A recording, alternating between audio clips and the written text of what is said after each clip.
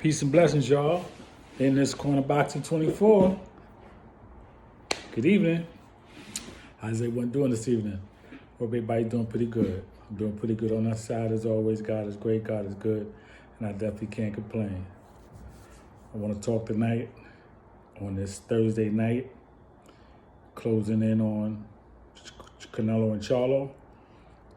But I want to talk about an interview that I saw earlier with Stephen Espinosa, the president of Showtime, and he was asked some questions about the rematch between Errol Spence Jr. and Bud Crawford. So he did verify, Stephen Espinosa, that Errol Spence has activated the rematch clause.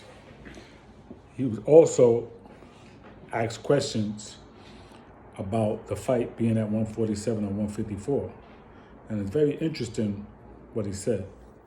He said that if the fight is going to be at 147, then Bud Crawford can't fight at 154 or beyond right after that if he wants to fight the beat at 147.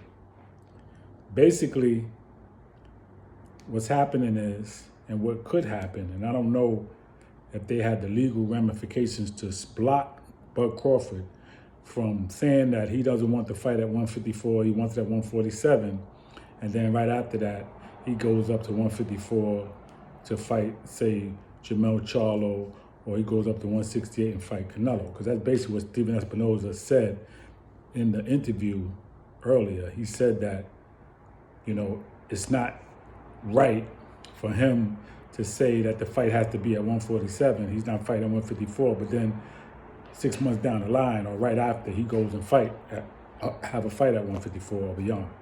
So he's saying that, that's not right. Now, he also mentioned that it wasn't in black and white, because he was asked about that. He said, no, it's not in black and white. However, there's some formalities to it. So what it sounds like to me is that Errol Spence, if it wasn't in the contract that it had to be at 154, and if the fight was at 147, and Errol Spence been fighting at 147 all this time, and there was no issue, there was no problem, irregardless to the fact that he said, okay, it's been hard to make weight, but it's been hard to make weight. But if he had beat Bud Crawford, would he have gave him a rematch at 154 if Crawford asked for it? Or would he have said, okay, let's fight at 147 again? Or would he have said, nah, I don't want to fight you at 147 again? You see, that's my real question. Would he have said, no, we're not doing 147, man. It's hard to make that weight. Let's do it at 154.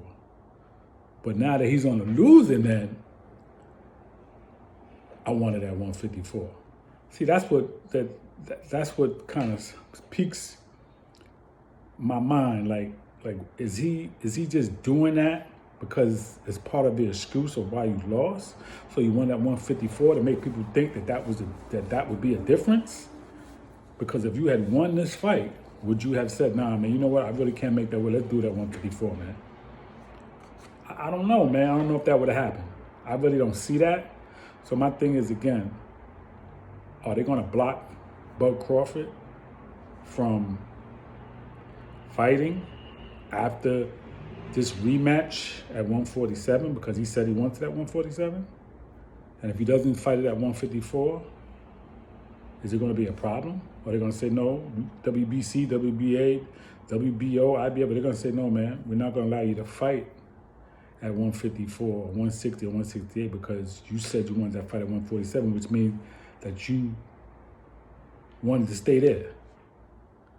I don't know if that's going to happen, but I'm just telling you what I heard Stephen Espinosa say.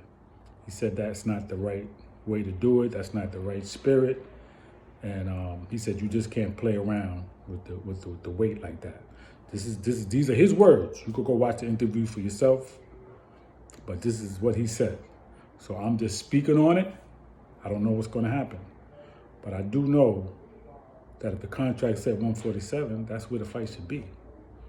Okay, and I feel like if the contract said that and I fight you at 147, but yet I'm offered a fight at 160 or 168 or even 154, then it shouldn't be a problem with me taking that fight.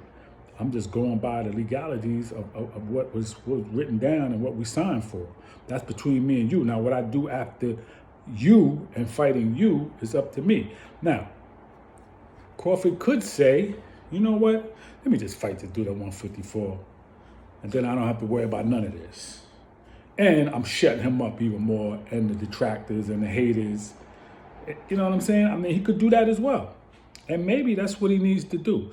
Sometimes, man, you got to just give your own self-leverage, man. Okay, you know what? It's really that serious? All right, let's do it at 154. It's going to be better for you too, Crawford, because you got less weight to rehydrate. You know what I mean? Less weight to take off, to come up. I mean, it's better for you, bro.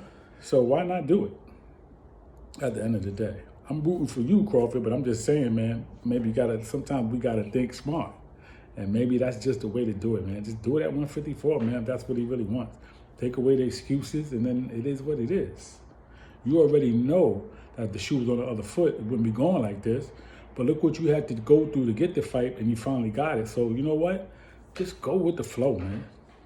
You know what I mean? Just go with the flow. Yeah, I feel like it should be at 147 again, but you know what? Man, just do it. Just please, man. The sooner the better. Get the fight out the way. You're going to beat him again. Easier this time. And then you ain't got to worry about it no more. It ain't going to be no trilogy because he can't beat you. Errol Spence cannot beat Bud Crawford. I'm not even going into that tonight because you already saw it for yourself. He has nothing for the man. I don't give a damn if he get Mike Tyson to train him, Tank to spar. Man, listen, he ain't doing nothing with Bud Crawford. He could spar Mike Tyson. You understand what I'm saying? He could spar with Tyson Fury. He could be trained by 3 trainers at the same time. And Derrick James. He could get trained by Cunningham. He could get trained by Floyd Sr. He's still not going to beat Bud Crawford. Bud Crawford got too many positives, too many things in his toolbox that Spence just can't deal with. Okay? And if one thing wouldn't have worked for him, if the southpaw wouldn't have worked, he would have had to just do it the orthodox way. And he would have had to just throw punches differently and set him up differently. But because Crawford throws punches from all different angles, man, he wasn't going to be able to deal with that anyway. And because he's faster than you, and because now we know he's stronger than you, you thought you were stronger than the man. You underestimated a man that got natural strength from the feet up, a wrestler. You underestimated this man. And you thought you were stronger because of what you did to Ugas. But yet this man stopped everybody at welterweight. Man, let's stop it, man. Let's be real, okay? So we just want to see, well, we don't want to see the rematch because of what happened. But if it's going to happen and you activate the rematch clause, Errol Spence, then we'll see it. We'll watch it. We'll watch it. We'll watch the same fight, but maybe a little bit quicker. We'll watch you get, no disrespect, because you're a hell of a fighter, but you cannot beat Bud Crawford. Okay, so let me just leave it at that. All right? Let me know what y'all think, though. Let me know what y'all think. Do you think it's fair that he has to fight Errol Spence at 154?